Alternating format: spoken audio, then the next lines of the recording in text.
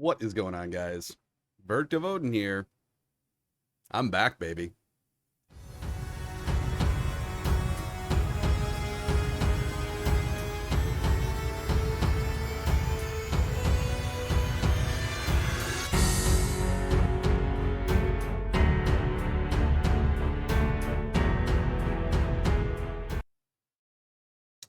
So, since I started this channel 4 or 5 years ago, right before, I think the 2016 election, and it was something. I'm not really a big fan of politics. I've never really liked getting involved in them. Never really paid attention to them because honestly, as a white male in America, they don't really affect me that much. It's not the case anymore. And in learning that, if the Trump administration has taught me anything, it's taught me that every election matters, and not just presidential, but our local representatives on all levels. And the slow march in America towards authoritarianism has become just an absolute sprint. And again, this is countrywide at all levels of government that we are seeing this. And we'll talk about this a little bit more in other videos and kind of break down what, a lot of people think that Trump's attempted coup was just January 6th, and it's not. That's getting the most publicity right now. But it was much larger than that. And we'll talk about the fake elector scheme and the, as of right now, known like 70 plus people who were involved in that.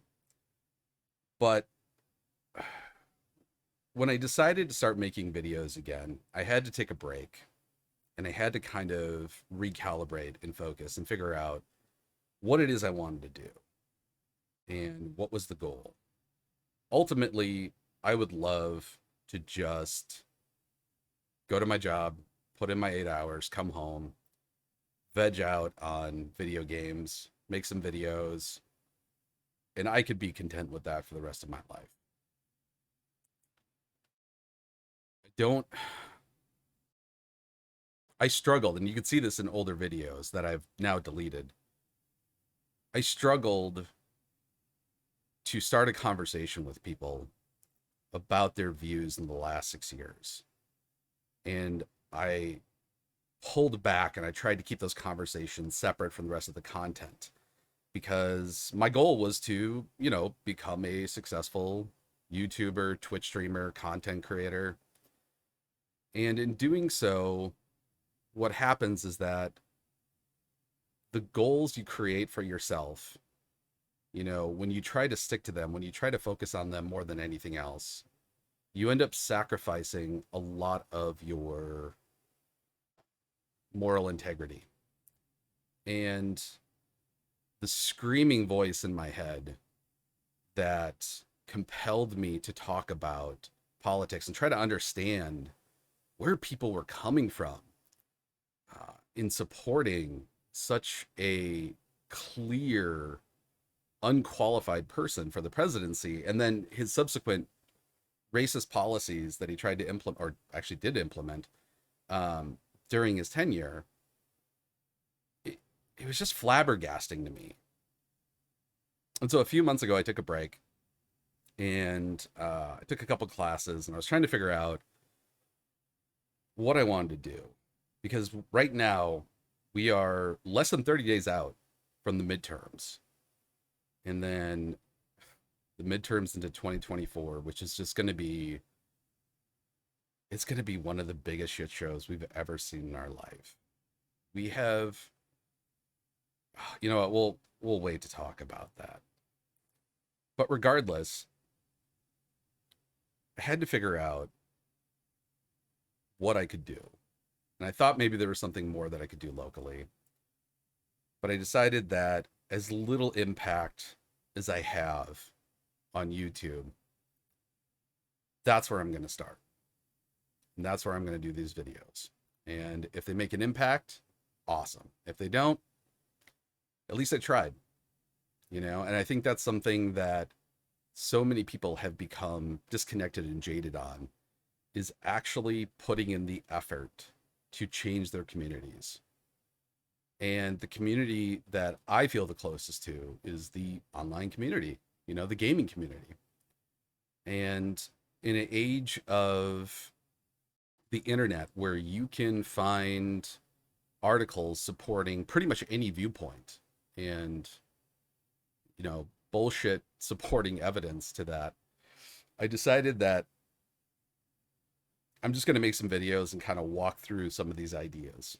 And so, what kind of started this was I was looking through Twitter, and I don't have a Twitter handle anymore. I'm off most of social media except YouTube and Instagram for family. But I saw this a letter. So I listened to a lot of different podcasts, and they talked about this basically declaration by MIT a few weeks ago, and talked about the preservation of free speech. And this is the release here on it. And it was interesting to me because there seems to be this growing idea of censorship that really isn't censorship. And there is this idea of protected free speech that isn't actually protected free speech. And you see this a lot when it comes to people like, like Ben Shapiro or Candace Owens, trying to get a foothold and to talk to students at these elite colleges that they didn't even attend. But what they're looking to do is they're looking to bring forth these ideas to students who have not graduated yet, who don't have experience in their field, they're younger, because it is the easiest place to debate. Like if you are someone like those people I just said, like the Matt Walshes, the Ben Shapiro's, Candace Owens, whoever, they've been in the field for many years. They're all around middle age, and it's very easy to debate college students that haven't finished their degree. They don't have, they're like early to mid 20s. They don't have a whole lot of life experience. And so it's very easy to debate them on subjects that you have debated for like 20 plus years. It's kind of a shitty, underhanded way of, boosting your own sense of efficacy, right, in what you claim. It's intellectually dishonest, but it's a tactic that they use constantly, and a lot of people, again in their younger 20s, mid 20s, have a response to that. They protest to that, and when they protest to it, a lot of the colleges are like, well, this guy wants to come in, he doesn't really have any association with our college, and our students have voiced that they don't want him here, so we'll just cancel it. Now, a lot of times there comes from threats of violence on, I'm not really sure. Like people say the threats of violence are coming from students, but they don't actually identify where the threats are coming from. They just say there's threats of violence. So sometimes that's the reason they also close down these debates. And in the last few years, it's become a hot topic, especially for conservatives and intellectuals, but for very different reasons. And MIT put out this, like I said, this letter, and I'm going to read you the first part. You can read the whole thing. There's hyperlinks. They're talking about the group that basically did this, but MIT basically came out, and the president dictated a recommitment to the freedom of speech on campus. And so we'll go into this a little bit here. So this is, well, let's just break it down. So free expression in the life of MIT. As I wrote at the time, for an institute devoted to advancing knowledge and educating students, freedom of expression has always been and must remain a fundamental MIT value. I agree 100%. We must ensure that different viewpoints, even views that some or all of us may reject or find offensive, are allowed to be heard and debated on our campus. This part here, well, this is the right of MIT as a private organization. The idea behind this, I don't know that I necessarily agree with. And we'll go into this a little bit later, but let me sum up my position on this. And the key point is even views that some or all of us may reject or find offensive. So there are certain topics that are debatable and certain topics that are not debatable. And let me kind of explain what I mean. If you are a racist, there are specific reasons you are a racist. The ideas of racism have no merit. They have no value. They have no scientific backing whatsoever. So when talking about that, there is no real debate. There's just someone who is racist trying to promote their racist views. It's not really a debate. If you want to debate, let's say gender identity, right? This is a hot topic with people who are trans. You cannot debate the role of gender identity. This has been documented by literally tens of thousands of different studies in the scientific field. People who deny that transgenderism exists is kind of, in a weird way, the same as racism, right? They advocate for what is empirically provable. So I don't know that there is much of a debate there. And people who are in denial of facts, you can't really debate with them for many reasons, which we'll go into in later videos, confirmation bias, cognitive dissonance, so on and so forth.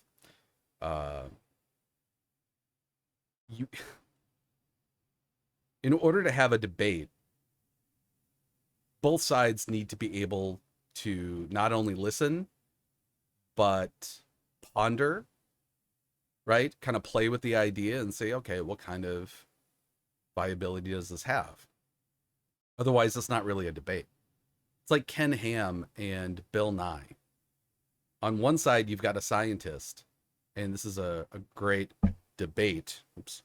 If you can see it, you can just skip to the end where the moderator asks both of them, what evidence could be presented or what could be presented to accept the ideas of the other side? And Bill Nye immediately says, evidence, right? Ken Ham, nothing. Nothing will change his mind. Now, Ken Ham is a religious extremist. And this is what I mean, is that it's not really a debate if you're not open to the empirical data, right? And so when they talk about having these people come on campus and debate these views, it's not really a debate. Like, I wouldn't let, someone who is literally the leader of the KKK or some neo-Nazi party, come into a campus and then be like, oh yeah, we're going to talk about how great Nazism is. It's not really a debate. We literally had a world war over that idea. So it's really kind of confusing to me, this sort of, can't believe I'm going to use this phrase. I don't like it. I hate this phrase, and I just realized I'm finding myself using it. Sam Harris has this phrase that he likes to use called moral confusion. And I disagree with him on this because morality is absolutely relative, and we can talk about that again. But I hated that moral confusion when he would say that. I'm like, God, what a stupid saying. And then I just find myself actually using it. Anyway, so yeah, so that's where I kind of disagree on the whole debating process. So I am convinced that we have to so let me go back to the article. I am convinced we must be prepared to endure such painful outcomes as the price of protecting free expression, the principle that is important. Again, I do agree with this. Making room for a full range of thought and expression is not an end in and of itself. Again, I agree. Rather, the right of free expression is a tool, a sharp tool for enlarging our understanding and uncovering truth. Now, I agree with this as well because, in a lot of ways, people are going to tell you who they are, you know, pretty upfront and pretty plainly. But you have to really look at what they say from a critical point of view. You have to read it in the context without allowing the filters you already have morph what they're saying into what you think they are saying. And this is kind of important. We'll talk about this end to end. So you can read this again. This is in full. It's basically like a letter of re-declaration to the freedom of expression at the MIT campus. And a lot of people on Twitter across the spectrum of both, you know, intellectual pursuit and political realm have agreed with this for different reasons. You know? And what this did is, in this article, it talks about something called diversity. What's that phrase? I'm already forgetting it. Diversity, equity, and inclusion. Now, they don't use the DEI. They don't use the acronym, but it was something that up until I read this, I had never heard of it. Right? I had no idea what it is, and I thought it was maybe something new, and it's not. Diversity, equity, and inclusion is apparently in a movement, and apparently Joe Biden signed something in 2021 for federal agencies to take this into account. And I was like, oh, that's interesting. So after reading this, I'm like, what the hell is DEI? So I just did a simple Google search, and I found something that I couldn't believe. I had to read it a few times because I'm like, there's no way that this can be real. But sure enough, it is. So I found this Newsweek article, and my experience with Newsweek is that, you know, it used to be a paper print magazine. I don't know if it still is or not, that you would see in doctor's office waiting rooms, dental waiting rooms, you know, you'd see them randomly in the airport. And it just was kind of a watered down version, you know, kind of a headline grabber, lots of pictures for news. And this is all, you know, pre-Fox News, pre-internet explosion of fake news, OAN, Newsmax, things like that. But I read this article, and this really grabbed my eye. And this was on October 15th, 2022 is when this was, or no, that's today. I'm gonna say that's not when it was. This was on 6/8/22. And this is an opinion article. Now, I don't usually go for op-eds in general, just because, again, they're opinion or editorials. Opinions are not facts.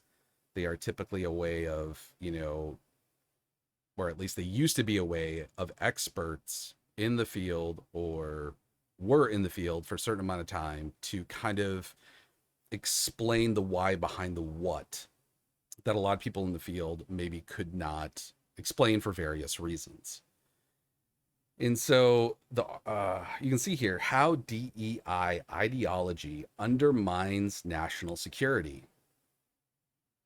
I'm like, God damn, that is a declaration, isn't it? That sounds really serious. Now, this guy, Mason Goad, is a junior researcher at the National Association of Scholars. Now, when someone says how DEI ideology undermines national security, and I look at this kid's picture and I'm like, it looks to be maybe mid-20s at the most. It's kind of confusing to me because if someone is talking about national security, I assume that they have a fair amount of experience in that. It could be, you know, whether in politics, geopolitics, Maybe you worked for the DOJ, FBI, NSA, CIA, DOD, Homeland Security, something like that, right? Or maybe he just served and he, through his experience, in our catastrophic foreign policy and war on terrorism in the last 20 years. But no, he has none of those qualifications at all. And in fact, I was kind of looking at this, trying to figure out what does this guy do? Like, what he's got a Twitter handle, and this is interesting. Let's go back here. Here he is. I don't know what to seek knowledge, wonderful knowledge. Sure. So, if I was to tell you that there is someone out there writing about how diversity, equity, and inclusion are a threat to national security, what does that person look like? Yikes. It's almost a little too on the nose. Very stereotypical. So he talks about, national security. I don't know what COGSEC is. Codes in STEM, ironically STEM. We'll go into that a little bit later. So I am pleased to announce that I will be working with Dr. Turner on this project today, and my first unofficial day with NAD. We'll talk about that a little bit later, but he is a pretty big fan of Jordan Peterson. And so right off the bat, I'm like, how did someone with no experience in actual national security gets into Newsweek to write an op-ed about how DEI ideology undermines national security? Okay, so let's go into this. In response to President Joe Biden's June 2021 executive order, many federal agencies from NASA to the Department of Defense released plans to pursue diversity, equity, and inclusion, DEI, in their day-to-day operations.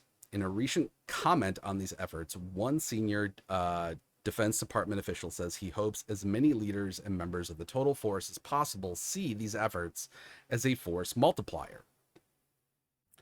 Now, I don't have any experience in, I have as much experience in national security as this guy does, right? As many leaders and members of the total force as possible from the Department of Defense see these efforts as a force multiplier. I'm failing to see how this is a bad thing. So let's read on. In fact, he says, now this is a great tactic people use in op-eds to basically infer that what they are saying is factual without actually supporting it with any data. In fact, he says, DEI is a dangerous ideology. Again, this guy, I have to restate this. This guy is saying diversity, equity, and inclusion is a dangerous ideology. And I'm sorry, but I'm like, fucking Nazis and KKK members and white hoods. That's what pops into my head when I hear that diversity, equity, and inclusion is a dangerous ideology. Like, what the fuck? He goes on. So dangerous that our leaders should regard it as a threat to national security, not an imperative of it. Gotta tell you, at this point, when reading it the first time, I was hooked. I was intrigued. I want to see what this guy says. Many have already critiqued DEI as it appears in our nation's university. As Dorian Abbott and Ivan, I'm not even going to be able to pronounce that, I'm sorry, recently explained, and we'll open up this real quick, DEI violates ethical and legal principles of equality, compromises universities' mission and undermines the public's trust. That's weird. So we've got a hyperlink here. What does this say? Oh, an opinion article that leads to another opinion article. So here's the thing. Opinions supported by opinions are not fact. And again, I have to highlight this right here.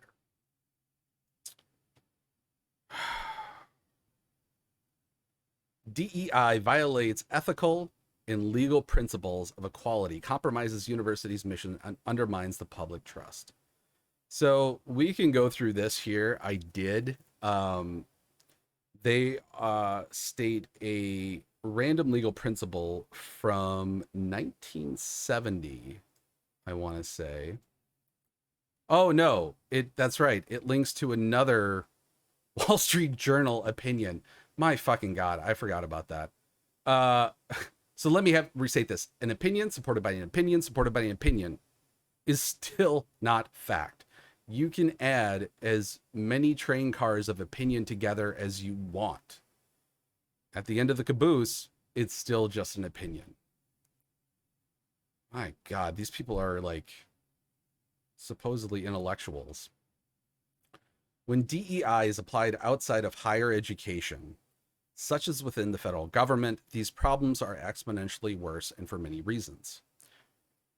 Okay, let's see what these are. First, DEI will foster tribalism in the federal workforce. If you don't know what tribalism is, it's basically what we have in politics, especially in America. So you've got people who will vote red no matter what. You got people who will vote blue no matter what. You got people who will vote third party no matter what. That no matter what is what defines tribalism, that you are protecting your tribe, right? Now, in the hierarchy of tribalism, because it comes down to the individual as well, and Dr. Bloom has a great book called Against Empathy. And he talks about this, and he talks about the negative effects of spotlight of empathy.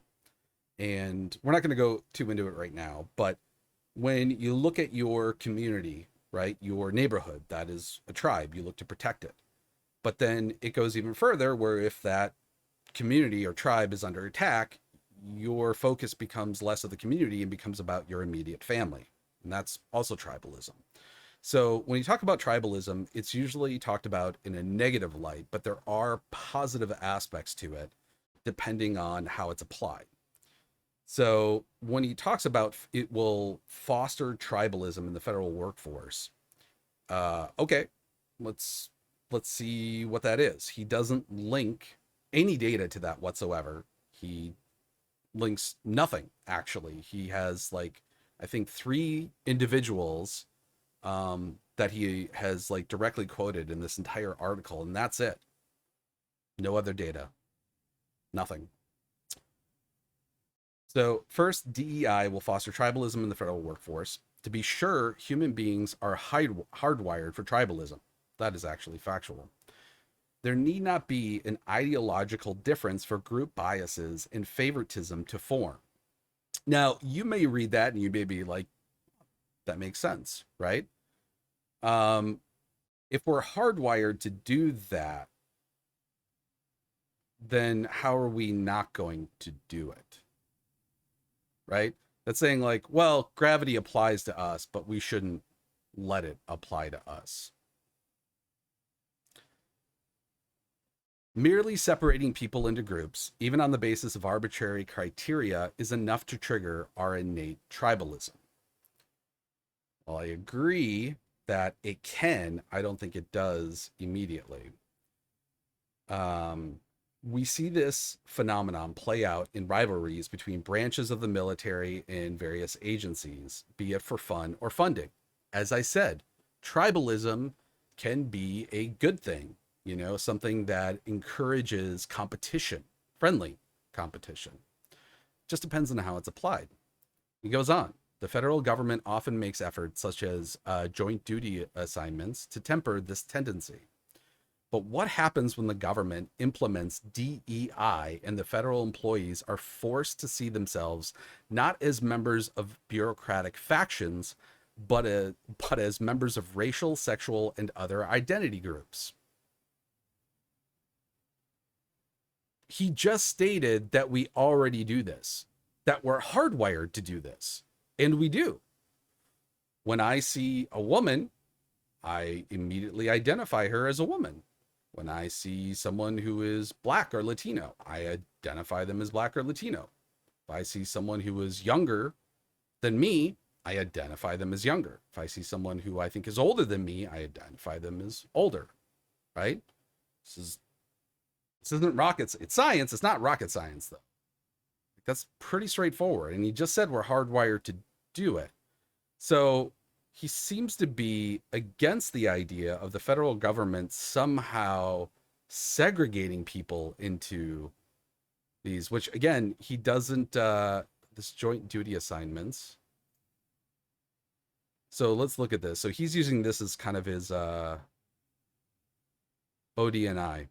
So the Office and Director of National Intelligence, you may, again, this is another referral back to Trump's legal case we'll talk about later. The IC Civilian Joint Duty Program works to create a cross-agency expertise by fostering an environment of information sharing, interagency cooperation, and intelligence integration at all levels. That doesn't sound like DEI. Joint duty rotations provide intelligence vessels with an IC-wide enterprise perspective, assist them in cultivating cross-organizational networks, facilitate their ability to share information among other IC employees and organizations, increase participants' understanding of the scope and complexity of the IC, and contribute to the personal and professional development. I don't think this is what he thinks it is. The Joint Duty Program was established in response to the requirement of the 2004, that's Bush era, Intelligence Reform and Terrorism Prevention Act, that service in more than one IC element be a condition for promotion to senior executive. In 2008, the IC Civilian Joint Duty Program was honored with the Innovations in American Government Award by the Ash Institute of Harvard University's Kennedy School of Government as a key to improve national security and an innovative solution for improving cross-agency understanding. I think this guy is doing what a lot of people do, is they will put in a hyperlink to a random page and they will craft a narrative around what this actually means, post it, and bank on people not actually clicking it. Because if you're on the internet looking for news, typically most people don't click the hyperlinks. Me, I like to click them all. The IC Joint Duty Program has advanced in policy and implementation far beyond its initial goal of developing IC leaders with joint experience and perspective to developing an integrated IC enterprise at all levels and embracing that as the norm.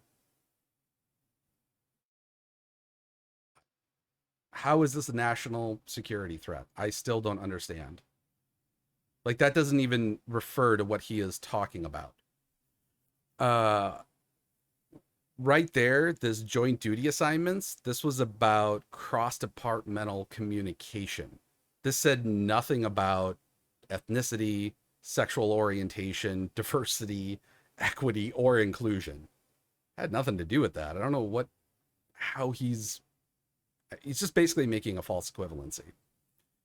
So he said the federal government often makes efforts such as the joint duty assignments, wrong, to temper this tendency. But what happens when the government implements DEI and federal employees are forced to see themselves not as members of bureaucratic factions, but as members of racial, sexual, and other identity groups? That didn't say that at all. What happens when educational and career opportunities are awarded or denied on the basis of group membership? That also wasn't stated in there. And when has this happened? He's producing a hypothetical here. What happens when educational and career opportunities are awarded or denied on the basis of group membership? So number one, that's literally the history of America right there. Like, we had to have the civil rights movement and a civil war over this idea. This is literally what America was founded on, was imperialism. So again, he seems to be making this false equivalency between imperialism and diversity and equity and inclusion. And what he says for this hypothetical question that he put forth, his answer is tribalism will build and resentment too. Does he provide any data for this? None at all. Nothing. He's just saying it. Right? He has no backing for it yet. Let's continue on. DEI also undermines our shared American identity and distracts from the missions of our federal agencies. That is a pretty damning accusation. Diversity, equity, and inclusion also undermines our shared American identity and distracts from the missions of our federal agencies. Does anybody have any data to back that up? Nope. Consider the now infamous woke recruitment video. If you haven't seen this, click on it. I don't want to play it here for you. Well, you know what? Actually, let's just go ahead. When I was 17, I quoted Zora Neale Hurston's How It Feels to Be Colored Me in my college application essay. The line that spoke to me stated simply, I am not tragically colored. There is no sorrow dammed up in my soul nor lurking behind my eyes. I do not mind at all. At 17, I had no idea what life would bring, but Zora's sentiment articulated so beautifully how I felt as a daughter of immigrants then and now. Nothing about me was or is tragic. I am perfectly made. I can wax eloquent on complex legal issues in English while also belting Guayaquil de mis amores in Spanish. I can change a diaper with one hand and console a crying toddler with the other. I am a woman of color. I am a mom. I am a cisgender millennial who's been diagnosed with generalized anxiety disorder. I am intersectional, but my existence is not a box-checking exercise. I am a walking declaration, a woman whose inflection does not rise at the end of her sentences, suggesting that a question has been asked. I did not sneak into CIA. My employment was not and is not the result of a fluke or slip through the cracks. I earned my way in, and I earned my way up the ranks of this organization. I am educated, qualified, and competent, and sometimes I struggle. I struggle feeling like I could do more, be more to my two sons, and I struggle leaving the office when I feel there's so much more to do. I used to struggle with imposter syndrome, but at 36, I refuse to internalize misguided patriarchal ideas of what a woman can or should be. I am tired of feeling like I'm supposed to apologize for the space I occupy rather than intoxicate people with my effort, my brilliance. I am proud of me, full stop. My parents left everything they knew and loved to expose me to opportunities they never had. Because of them, I stand here today a proud first-generation Latina and officer at CIA. I am unapologetically me. I want you to be unapologetically you, whoever you are. Know your worth. Command your space. Mija, you're worth it.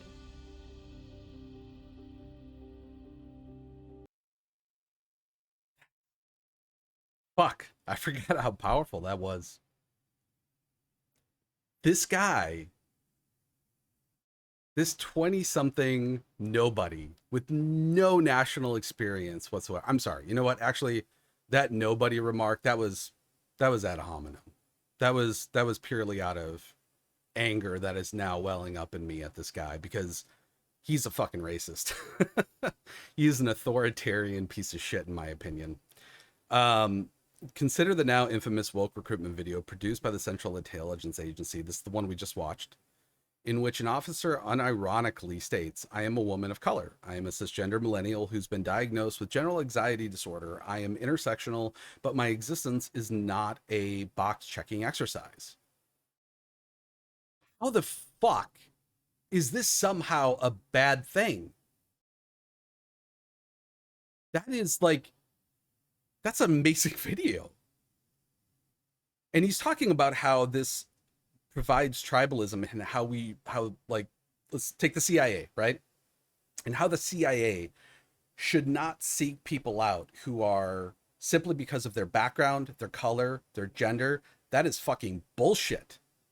After 9/11, which I don't even know if this guy was born yet, after 9/11, the CIA, the FBI, Homeland Security, and DOD scrambled like crazy to find people of Arabic descent who actually spoke one of the, I don't know, I don't know how many Arabic languages and dialects there are. They're probably over 100, right? Because we didn't have any. We didn't seek those people out because we didn't value them. Because they probably looked at them as like Arabic and like, ah, well, you know, so what? They speak Arabic. After 9/11, all of a sudden we started seeking people out like that. And since then, the CIA has exploded with a lot of, what he would call woke individuals. So let's backtrack a little bit here. She's saying she's a woman. Okay, great. She's Latina. She's educated. She's a mom. What is bad about any of these things? What is bad about expressing those? Those are what she states is informative to me, right? That she is bilingual, that she has gone through the stresses of parenthood, and she has balanced a career in the CIA of all places, while being a mother of not one but two kids. She has a general anxiety disorder, which almost everybody has to some degree. And she works for the CIA, and she did so not as a way of grooming her education to be in there, but what I'm speculating based on the video is like after 30, she did this. That's pretty fucking inspiring. And this guy sees that as a threat to national security. Wherever this guy went to school, because apparently he's working on his PhD, he should ask for his fucking money back. Jesus. The only people that watch that video that will think in tribalistic way that'll produce resentment in them are fucking racists. Jesus Christ. Upon viewing the video, Alyssa Slotkin, a former CIA officer who now serves as a Democratic representative for Michigan, remarked, "I don't know who they are trying to appeal to." That's weird. Because the people that I know, anecdotal, I love it when people say, well, people I know, as if their anecdotal experience defines the meta. It doesn't. But the people that I know who are interested in working to serve their country are interested in the mission that is bigger than themselves. So right there, she is basically declaring that everything in the video is that her sexual orientation, her gender, her ethnicity, her position as being a mom is somehow bigger than working for the cause of, the CIA, which is basically protecting America, right? That video never says that. She is inferring this based off of her perception. Slotkin's observation was most astute. Really? You've got to be fucking kidding me. Those who serve our country should be expected to identify as Americans. Let's stop here.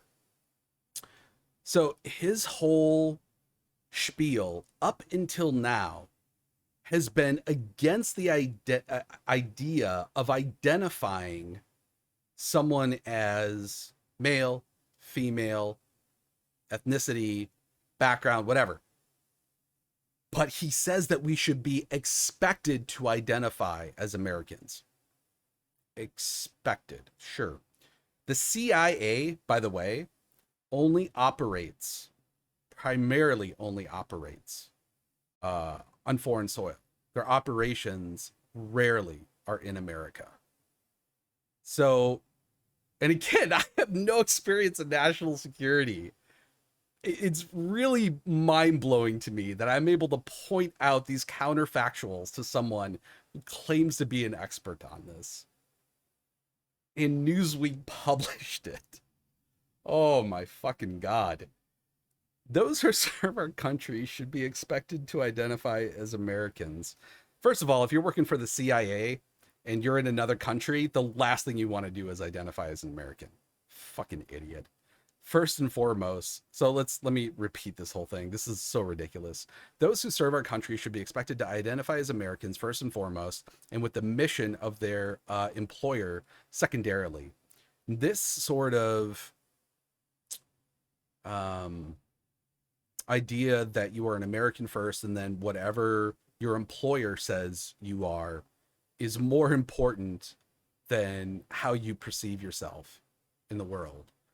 Like, this is the most militant sort of lockstep authoritarianist bullhorn that I can think of. Who I am, like what I did in my life before in physical therapy, doesn't define who I am. Since COVID, I quit my job as the director of education for a local gym because I don't want to get COVID. I'm a truck driver now, right? I drove truck in college like, God, I can't believe I said this. It's like over 20 years ago. It was the only other real stable job that I had, before going into my career to help people out. And I'm still a truck driver. Like, I still wouldn't feel comfortable right now in 2022 going into a gym or therapeutic environment, interacting with so many people, while COVID is still running rampant. And so many people in America are not vaccinated. It doesn't define who I am. I can buy these things, make a YouTube video. It doesn't want to call me a YouTuber. That's fine. That is not the end all be all of my existence. Me being an American, it's not the end all be all of my existence. Me being a cisgendered white male, it's not the end all be all of my existence, but it is informative. Informative is not judgmental. And a lot of people, racists in particular, like to quote Martin Luther King Jr., and I'm going to paraphrase here because I don't have this quote memorized. But basically, what he said was that I dream of a day where people are judged on the quality of who they are and not the color of their skin. DEI does exactly that. You're not judging the person by simply identifying these aspects of them. You look at those aspects and it's informative to you of how they can actually be an asset, especially to the CIA. Someone who is bilingual, someone who is a mother, how is that not an asset? Someone who, again, like speaks a different language or comes from an immigrant family, right? That didn't have to learn Arabic, but someone who naturally speaks it in the correct vernacular and dialect to where they can decipher communications of possible terrorists or even, spies within our organizations or friendly nations. Like, how do you take this idea of diversity, equity, and inclusion and twist it to somehow be a national security threat? The only thing that, and again, I'm willing to hear what people think about this. The only thing that pops up into my head is the dude is a fucking racist. That's it. That's all. That's the only way I can sit here and justify this idea. I cannot think of another way to sit here and write this article, not even an article, write this slew opinion. Ugh. I don't know.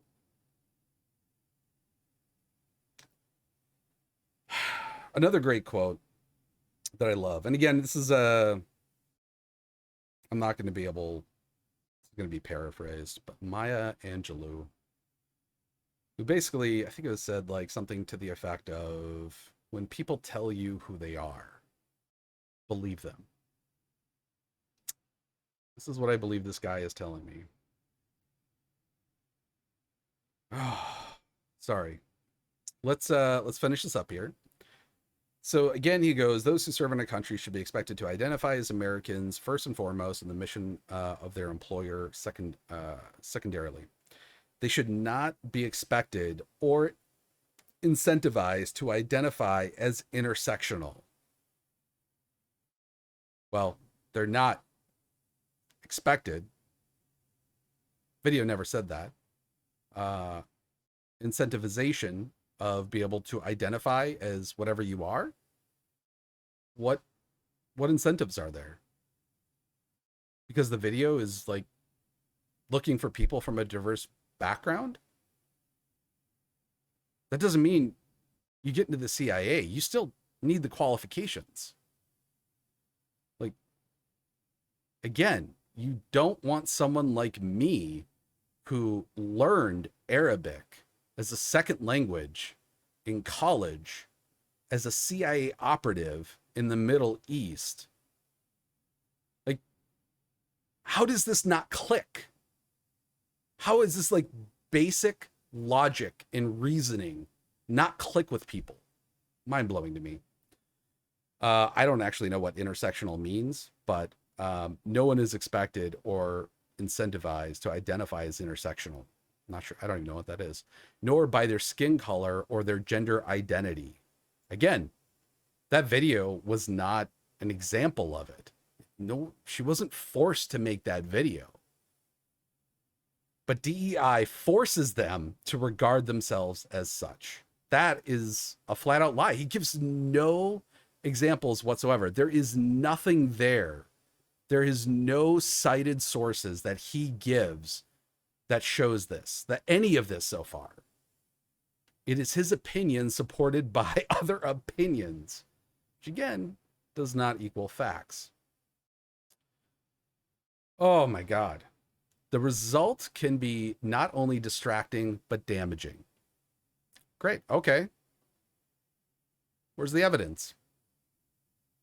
Nothing. Practicing DEI in the federal government helps legitimize the anti-Americanism currently running rampant at our universities. For example, oh good, I'm glad he gave an example. George Mason University, only miles from the Pentagon, is currently promoting books claiming that America is systemically and irredeemably racist, with the university's provost declaring that DEI is actually the core of what our university is about.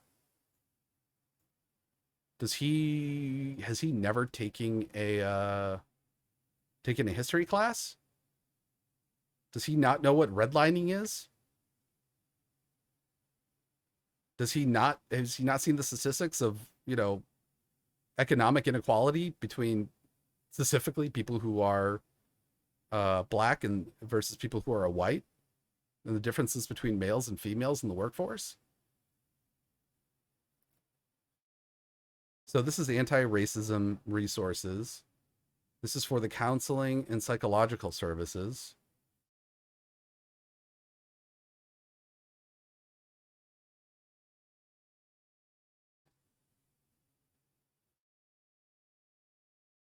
This is what he's worried about. The murders of countless black and brown Americans at the hands of police violence must stop. I fucking agree. The staff at CAPS recognizes that this violence is protected and upheld by a system of white supremacy that is woven into institutional policies across this country. It is. Qualified immunity. The fact that it only takes, on average, 16 weeks to become a cop. That's no joke. We can look that up here, actually. We'll take that up there. It takes longer to become a massage therapist than it does to become a cop in America. It takes longer to become a hairdresser than it does to become a cop in America. These same systems of white supremacy shape and distort media coverage related to the events in ways that trigger racial trauma in black communities. That could be supported by evidence. We can look those up. We are committed to dismantling these systems and the ideologies that support them and empowering the uplifting voices of the black folks who are too often silenced. So let me go back here and let's just read what he says and what he linked. The result can be not only distracting but damaging. Practicing DEI in the federal government helps legitimize the anti-Americanism currently running rampant in our universities. Anti-Americanism apparently is, to him, from what he quoted here, is not shooting people who are brown and black. Tell me again how this guy isn't a fucking racist. Jesus Christ. Oh, let's read this over again. For example, George Mason University, only miles from the Pentagon, is currently promoting books we just looked at, claiming that America is systemically and irredeemably racist. I have to agree with that. Irredeemably, I don't think we can really say because obviously that's based on future events. But if we are, the best way to predict future actions is by previous actions. I would say previous actions are that America is going to stay a racist system. With the university's provost declaring that DEI is actually at the core of what our university is all about.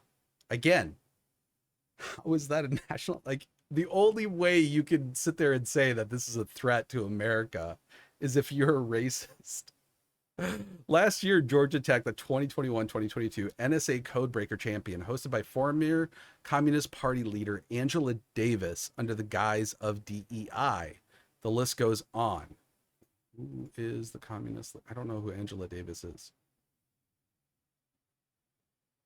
That Angela Davis? That's who you're talking about?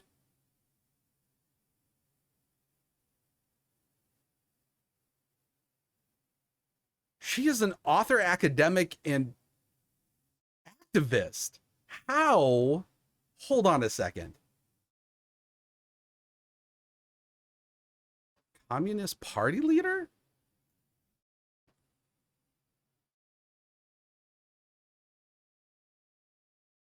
I mean, that may be true. I had no idea she was the Communist Party leader. Where? I'm going to have to look that up.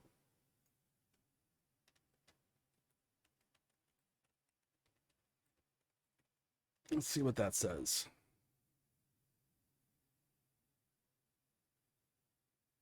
Oh, yeah, she is CPUSA and the founding member of the Committees of Correspondence for Democracy and Socialism. She's the author of more than 10 books on class, gender, race, and the U.S. prison system. Ah, look at that. Well, now I'm going to have to look up the Communist Party. I didn't know that existed. I'll have to look that up and see what that says.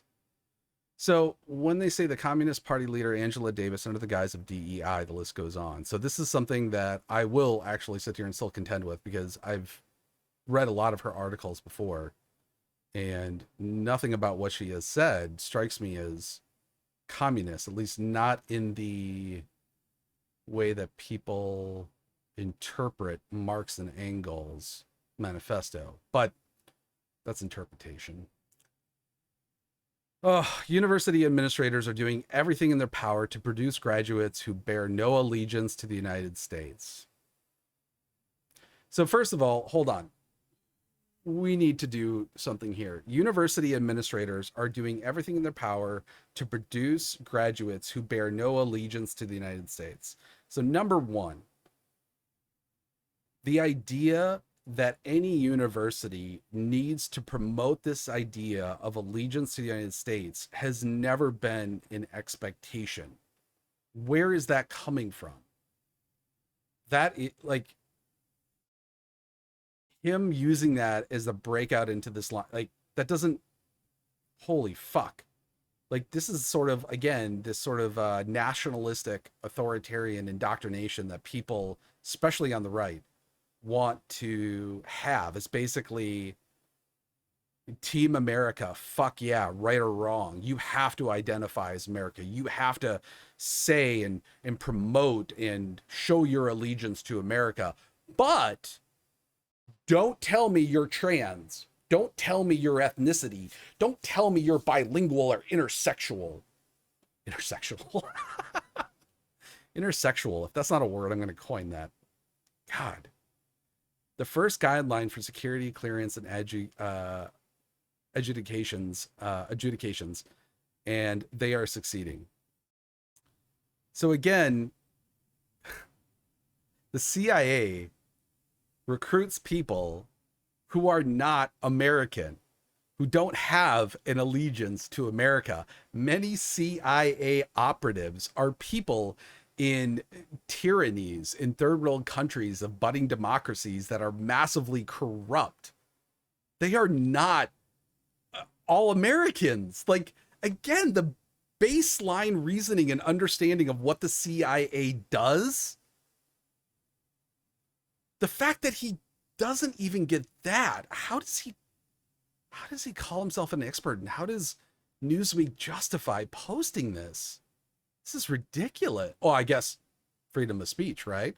You got to promote it, even if the guy is a fucking idiot. Man, one University of Pennsylvania doctoral candidate recently argued that the notion of freedom remains intertwined with whiteness. I mean, it is somewhat true, depending on how you look at it. The belief that one is entitled to freedom is a key component of white supremacy. Who has been, in American history, who has been the most free? Rich white men. This is not some weird woke ideology. This is historical fact. When people get arrested, and this is systemically provable, when judges give out sentencing, they show that white people, right? Who's that guy who was raping a girl? It was his first offense. I think his picture is actually under white privilege under the Webster definition now. I can't remember his name. It's better I don't. I don't really, piece of shit. But that judge is even worse because he had a Latino kid, same thing, same conviction, and first offense. He got something like 5 years, and this other kid got off scot-free and the judge said he didn't want to ruin his chances. And this is just one example of white supremacy and the idea that rich white men do inherently have more freedom than anyone else. And this has been the case since day one, right? If you didn't, like, in the first few years of America, right, even after the Constitution was established, you could not vote unless you actually owned land. You could not vote unless you were white male, right? That was abolished. Oh, fuck. I don't remember the year off the top of my head, but it wasn't that far after where people were like, we probably should do the whole land owning things. A lot of people don't own land, and as it expanded, but unless you were white and male, up until, what was it, 1920, women couldn't vote. They didn't have the freedoms that white men do. They still don't. Jesus Christ. I mean, they still don't have the same freedoms. Of course they can vote. Oh my God. The mental gymnastics and false equivalencies this guy puts forth in such a condensed manner is just it's amazing. Hats off to this. Seriously, that is a skill. If we lived in a sane society, so he's saying that America is insane right now, the national security community would have already ceased recruiting from these institutions. So he's saying that don't recruit from universities. So people who actually have a background education, don't recruit from them. Oh my God.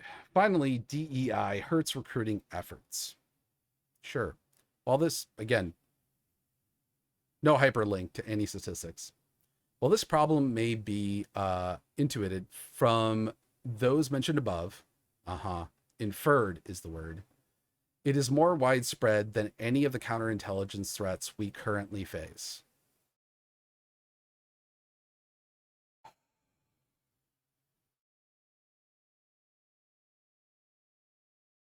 So this guy is stating that of all the threats that America faces, that the CIA, our counterintelligence agencies, face, none is as grave as diversity, equity, and inclusion.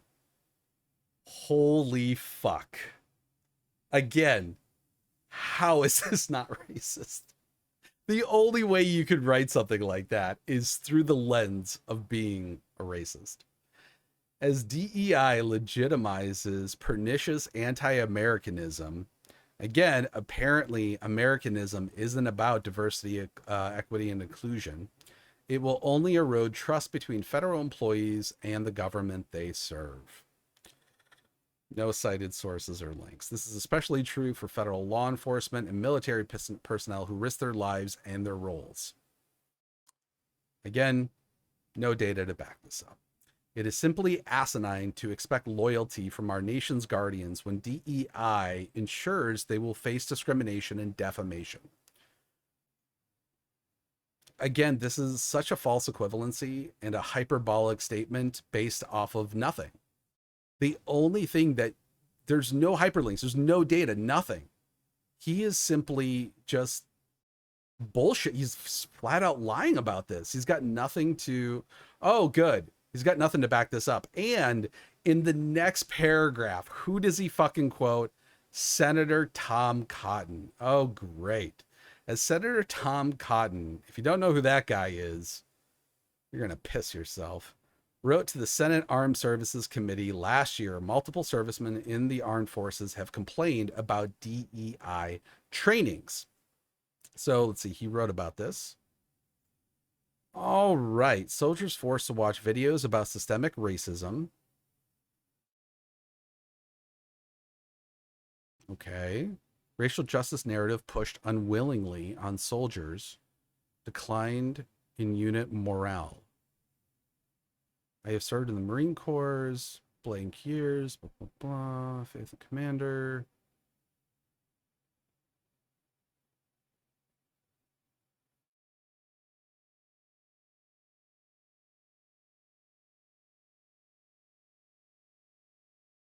Myself and several officers who have happened to be racial minorities attempted to offer a dissenting point of view after adjusting to the shock of what was being pushed in the last minute change to the schedule. Tried to state how racially neutral the military had been in our experience and if anything gave minorities more opportunities. However, our points were simply ignored by the colonel who repeatedly looped back to the young captain who pushed the racial justice narrative. We were, of course, apprehensive to push back any further and engage in a debate with the colonel who far outranked us and was in charge of our fitness reports, awards, and assignments. I don't know. It sounds French. Ballet, or I'm assuming that's ballet. Coupled with the clear religious discrimination, it was most shocking event I've been involved in during my over decade of government service. The session's effect had drastic negative effect on unit morale, with some officers electing to drop out of the IRR as opposed to continuing with the unit. I know that nothing that I do not know if they are willing to come forward as well. Who came forward? It's just this is a statement. I understand, like, if they're still serving, that they don't want to say like how many years, but this is a memorandum. Why would they not? That's weird. Why would they not say who they are? Saying all lives matter considered to be unacceptable. Well, because it was produced as a racist backlash to Black Lives Matter. Woke fundamentalism in the military training at my units redacted treats the thought of saying all lives matter as heretical and unacceptable. The unit encouraged turning in those who have such thoughts and beliefs of the extremist extremism stand down day. Where are the links to this? If it's in the military, all of these should be available to him. Bias against conservative speech. So again, he doesn't actually have any links on this. Tom Cotton, I'm pretty sure all of this is like white privilege, unpacking the invisible knapsack. None of this stuff quotes anyone.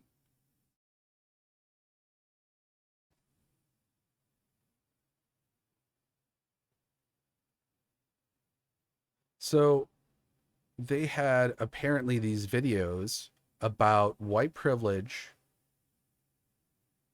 and discrimination shown to military ranks, and they didn't like them. So they went to Senator Tom Cotton to voice their dissent, but not have themselves quoted. That's weird.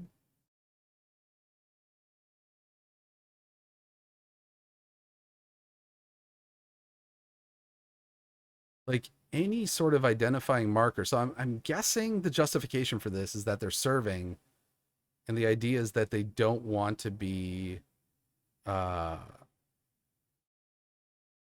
demoted or punished for speaking out.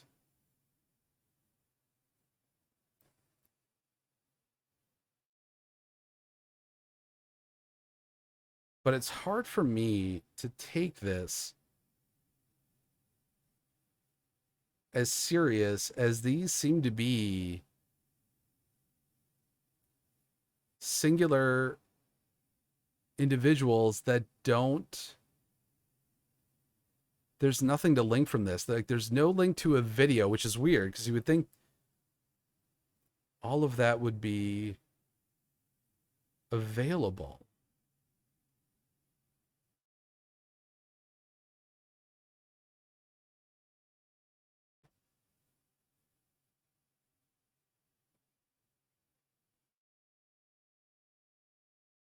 No formal feedback system for Navy training. I don't think that's true. There's feedback systems at every level for every branch of the military.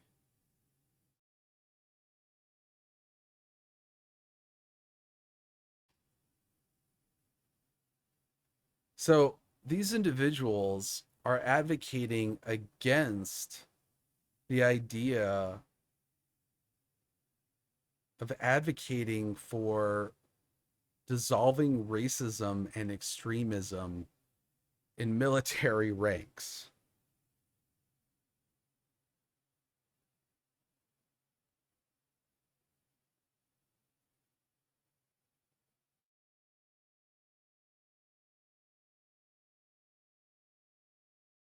And now, like right here, Soldiers Force, this is a page 8, paragraph 20 in this. It says, Representative Crenshaw, August 2020, our brigade started implementing monthly stand down readiness days. The topics of these days and content raise serious concerns for the politicization and indoctrination of our troops. Our August session took place during the height of the Black Lives Movement protests and calls to defund police departments. The content would have us distribute the documentary 13 by Ava DuVernay to our soldiers and facilitate an MS Teams group discussion about systemic racism. Given approval discussion questions, many blank came forward with reservations on requiring our soldiers to watch a revisionist historical account of our mass incarceration system, especially persuading them that out of prison system is an extension of slavery. It was. The mass incarceration is that. Another reservation was a 3 to 5 minute clip in the film that used to voice the President Trump set to the backdrop of Birmingham riots of 1963. Well, I think what I'm going to do is I'm going to dig into this. I'm actually going to save this. This was in June of 2021. I'm going to break this down because right now, I would say at about 90%, I would say this is bullshit. Now, I could be wrong. We're going to find out. I didn't know Angela Davis headed the Communist Party of the United States of America, so there's always something to learn. But I am guessing, well, I don't know that I would actually have access to any of these, but if this is a documentary that is not directly produced by the military, as they say, it should be available and I should be able to find it. And most of these, if these are not direct military training, all of this should be available to me. We're going to check this out. So what he said is that Senator Tom Cotton, multiple servicemen in the armed forces have complained about DEI trainings. So it looks like we have about 20 examples of that. That would equal not even to a single percentage point. Diversity is a great goal, explained one soldier, but it's clear here we don't mean diversity of thought. I'm also strongly concerned about applying equity practices, as this goes directly against merit-based principles. what equity practices.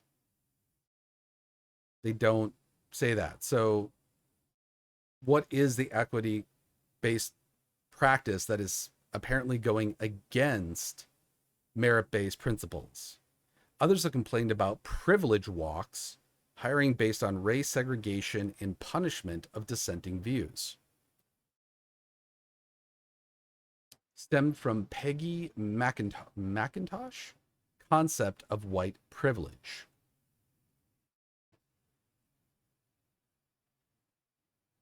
Privilege Walks Exercise Transfer Leadership Institute, Week 4, PDF. What is this? What is this from?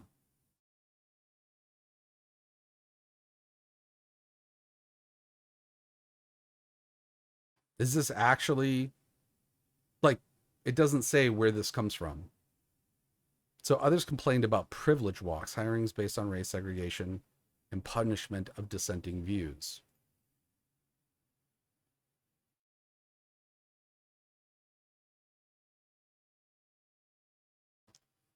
Everyone will stand in a horizontal line in the middle of the room. All participants will have their eyes closed until the end of the exercise. As the facilitator reads the statement or question, the participants will step forward and or step back as it applies to them. Oh, I've seen this done before. If anyone feels too uncomfortable, take a step, and they have the option to remain still.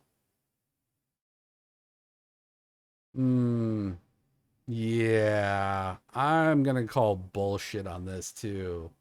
Again, I could be wrong. If anyone sees this that happens to be currently in the, or out of the military, that has had this done to them while they were in the military, that it was a requirement, let me know. But I'm gonna call bullshit on that. If you notice, if it should be noted that this is not party specific issue. There are plenty of liberals who have stood with conservatives to speak out against DEI. This issue is purely one of policy, not of partisanship. Implementing DEI at university level is bad enough. Again, doesn't actually cite any evidence to it. But within the federal government, it is disastrous. Again, no evidence of this. It will foster tribalism in the federal workforce. No evidence. Undermine our shared American identity. Again, no evidence of this. Distract from the missions of our federal agencies. Again, no evidence to support it. Legitimize anti-Americanism in our leading institutions and hurt recruitment efforts. Again, making a huge false equivalency there with nothing to back it up. In short, DEI is a national security threat. Holy fuck. That is a lot to go over. So, one of the things I wanted to go over here, where is this? So, again, we'll kind of go up here. Mason Goad. I don't know if I'm saying that right. Junior researcher, National Association, has no military experience that I can find. He has never worked for any intelligence agency, no agency that has any sort of bearing on national defense whatsoever. And he says that DEI ideology undermines national security. So I wanted to look at, after this, I went to look up to see what other people have said about diversity and inclusion. And I specifically looked for people who were in the military or military veterans. Immediately found a guy. Mr. Lonnie Garris III, I hope I'm saying that right, is a retired U.S. Air Force colonel and a cybersecurity executive. So we've established that he has more experience than Mr. Goad. Mr. Garris has over 25 years of experience leading intelligence and cybersecurity activities. Mr. Garris contributes to this blog as a participant of the 2020 Yale Global Executive Leadership Program. Let's see what this guy says. Introduction. Undoubtedly, 2020 will be remembered for the remarkable change brought to everyday American life by the pandemic. However, 2020 will also be remembered for the social justice protests and the wide recognition for the need to address disparities and inequalities in society. Diversity, equity, and inclusion. More on the equity part there. A lot of debate surrounding diversity and inclusion often seems to pit Americans against one another. Yeah, that's an understatement. On one side, there is a conservative element that frames diversity and inclusion as an affirmative action driven process that prioritizes identity politics over qualifications. That's exactly what Mr. Goad said. But ironically, he's against identity politics, but he wants you to identify as American first and foremost. Amazing mental gymnastics. While the liberal side seeks the lack of opportunity for women and people of color as a deliberate attempt to uphold white male privilege, regardless of qualifications. While this debate rages on, the United States faces challenges to its national security and economic well being. For instance, the asymmetrical weaponization of the internet by nation states has proved to be uniquely effective and can neutralize the geographic protections we took for granted during World War II. Basically, because nobody had the internet. Nobody had direct access and like unbelievably overwhelming access to bullshit propaganda. Cybersecurity experts warn that America's adversaries already have the digital access to damage and destroy many parts of our critical infrastructure. If you haven't seen thousands of news stories literally on that, such as power grids and water treatment facilities. The recent SolarWinds and Microsoft Exchange cyber intrusions elucidates this reality. It is within the ongoing dialogue of diversity and inclusion, as well as discussion on how to better protect the nation against emergent cyber threats, that I propose we consider diversity and inclusion to be a national security imperative.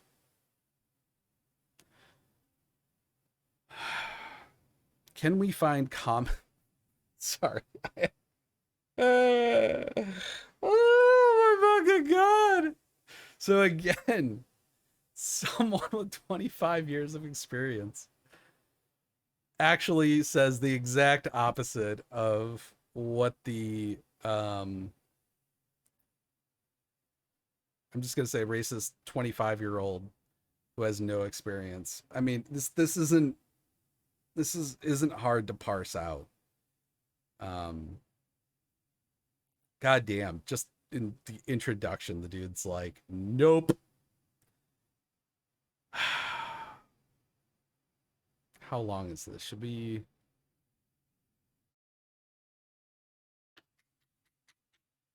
There's a lot to go in there. I think we're going on. This is already an hour and a half long. This is way longer than I thought it would be. So, you know what? Let's do this. Let's go to the main counterpoints. Diversity and inclusion is smart business. Are there incentives and other benefits to be gained for companies who embrace diversity and inclusion? Research has definitely shown diversity provides better outcomes in terms of every positive measure of merit. McKinsey and Company first published a diversity and inclusion D&I report in 2015. Again, here we go. Cite your sources. Highlighting this, and the second report in 2020 reconfirming that organizations which embrace diversity and inclusion perform better. So you see this little thing here? This is how you cite a source, and this is a reference marker. And down at the bottom, look at that. I fucking love this man already just because he cites his sources. We've got an article. He's got, what was number 12? McKinsey, let's pop this guy out. So this looks like, this is an actual white paper on results of an actual study. This is called science. This is I gotta wonder if this guy Mason Goad has ever actually read a scientific study. So these are by which the metrics that they found. Now, I'm going to say this because a lot of people like to put the science in quotes as if science is somehow illegitimate because they don't understand how it works. The scientific method is quite literally the reason we have every modern convenience and is directly responsible for every evolution culturally in every first, second, and third world country. We would not have the military we have today without science. We wouldn't have these computers, phones, cars, any of this. We wouldn't have the biodiversity of food that we have without science. Um, this sort of anti science, anti higher education um, rhetoric that has been perpetrated in mass since, I'd say, since Reagan, right? Since around 1980, 1981, has just been snowballing. And this is why we get people like Boebert and Marjorie Taylor Greene and fucking JD Vance and Trump in political office, is because of anti-science, anti-critical thinking, pure fucking racist, nationalistic ideas. It's authoritarianism 101. We're not going to, again, we're at an hour and a half, but the best thing you can do when reading an article and someone says something that you either don't understand or don't like, if they have a hyperlink that supposedly justifies their statement, read it. Find out where it is, because it could be a white paper that is signed based in science, or it could just be linked to an opinion, which links to an opinion, which links to an opinion.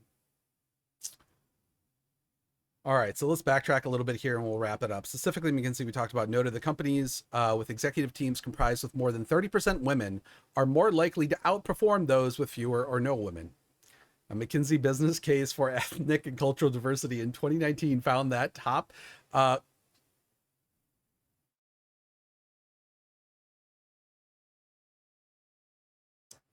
I don't even know how to say. I don't think I've ever seen this word before. Quartile? I have no idea what that is. I'm going to find that out. Top quartile companies outperformed those in the fourth quartile. Oh, so they're talking about like quarterly, okay, quarterly statistics and profitability. P&L. Okay.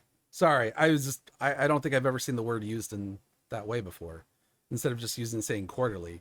So quartile companies, talking about quarterly performance, outperformed those in fourth quartile by 36% in profitability. The McKinsey and Company report also stated that D&I performance outcomes are highest for ethnics and cultural diversity than those than other types of diversity groups. The financial powerhouse Citigroup is leaning forward with regard to diversity and inclusion by implementing top-down strategies, such as it is the HBCU. If you don't know what that is, we can go into that in another video, which I probably will. Innovation and Leadership Symposium. He explains what it is early in the article, I remember. According to Citigroup Global Head of Talent and Diversity, Terry Hogan, we are not debating anymore whether D&I is the right thing to do. We just need to get down to delivering. So here's the thing that you should know about companies. And this is not an opinion, this is factual. The only reason that companies change their tactics to anything is if it positively affects the bottom line.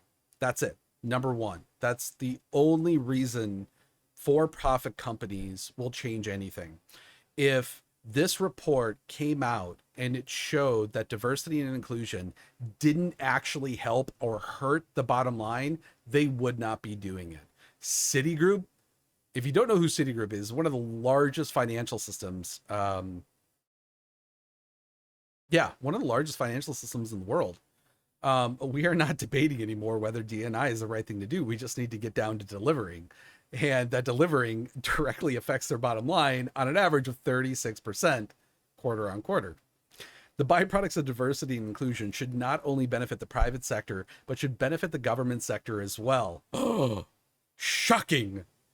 The federal government is hemorrhaging human capital as baby boomers retire and younger workers are seeking careers outside of the government. Now, again, these same people who are sort of militant nationalists are typically, and ironically, the same people who are against government and, for smaller government and for, complete unfettered free market capitalism, which in itself, as we're seeing now in America, leads to an oligarchy.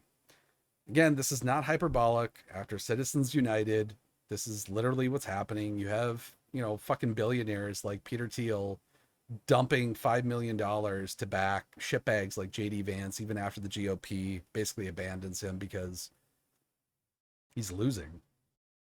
Conclusions. If the United States is to remain competitive in this digital century, it cannot rely on the innovation and leadership of just one or two demographics. The United States needs every mind working to its highest potential to meet the scale at which competitor nations are capable of operating. Remember, again, 9/11 happened. CIA, FBI, Homeland Security scrambled to recruit anyone that spoke Arabic. Not only spoke Arabic, was of Arabic descent, ethnicity, whatever. I'm not really sure if there's a difference between those definitions. This thinking is personified in the accomplishments of Miss Katherine Johnson, celebrated in the film Hidden Figures. Haven't seen that yet. Just think of where the United States space program would be without Miss Katherine Johnson. She's the one, she's the one that actually wrote the code by hand, that allowed NASA to actually, I think, project our moon landing. I could be wrong on that. There's something on there. There's this famous picture of her standing next to this massive pile of paper of mathematical computer data that she wrote out by hand. Oh, I haven't seen the movie, but I know who she is. I know who they're referring to now. Man, yeah, yeah. Imagine where that space program would be without her contributions. Man, fuck. That is that's fucking crazy to think about. Sure, without Miss Johnson's contributions to NASA, the United States would have traveled to the moon and back, but would have been before the end of the decade, as boldly proclaimed by President Kennedy. Hypothetical, but it's a good argument. The old arguments that there is a dearth of qualified female talent and or talented persons of color no longer are viable given the diversity, inclusion, success of companies like Citigroup, McKinsey and Company. Business leaders, and particularly government leaders, must consider the indicators of innovative decline and treat them as existential threats that imperil national security and economic prosperity. I mean, this couldn't be a more pointed counter to quite literally everything Goad was saying.